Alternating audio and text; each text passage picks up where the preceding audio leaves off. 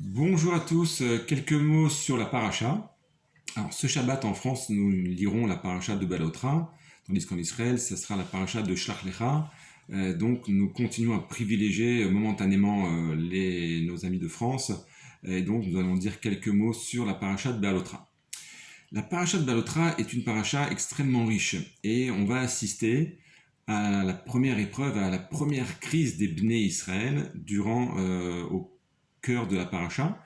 Mais il y a également, il y a trois pôles principaux dans la paracha. Il y a le début de la paracha, il y a le centre de la paracha et il y a la fin de la paracha, qui sont trois épisodes séparés, différents, et qui traitent de trois sujets. Et je voudrais vous convier à cette interprétation, d'essayer de comprendre quel est le lien qui réunit ces trois épisodes différents.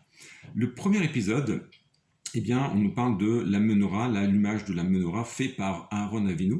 Et Rashi nous dit que, en fait, à la fin de Parashat Nasso, eh bien, pendant l'inauguration du Mishkan, eh bien, les chefs de tribu ont apporté des sacrifices, des matériaux. Il y avait une cérémonie extrêmement solennelle, importante, pour l'inauguration. Et malheureusement, à cette cérémonie n'a pas été convié, Aaron Avinu n'a pas participé à ces sacrifices et il a été un petit peu lésé quelque part, un petit peu atteint personnellement.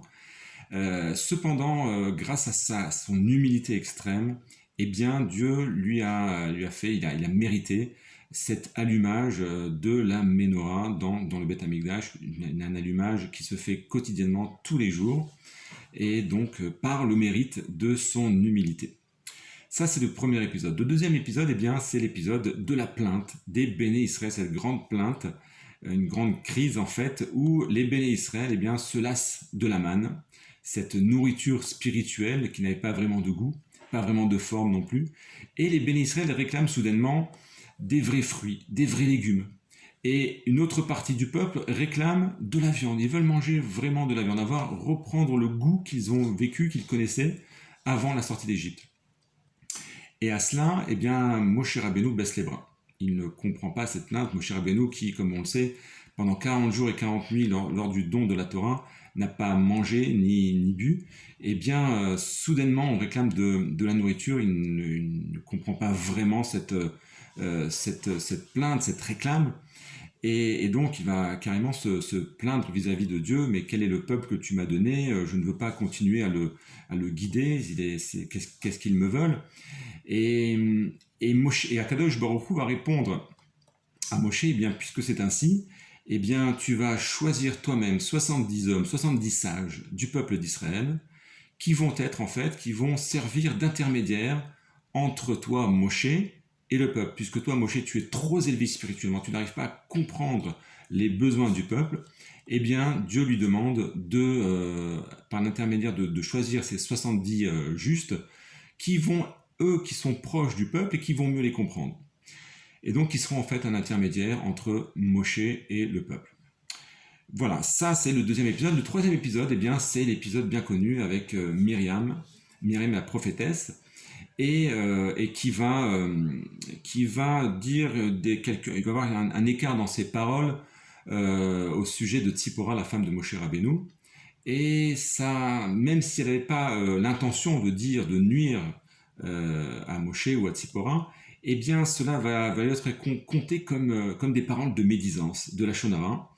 Et c'est pour ça que suite à cela, eh bien, Akadosh Baruch Hu va demander à ce qu'elle soit séparée du peuple pendant 7 jours, puisque chaque personne qui dit du Lachon Hara prend sur lui cette maladie spirituelle qu'on appelle la tsarat, communément traduit par la lèpre.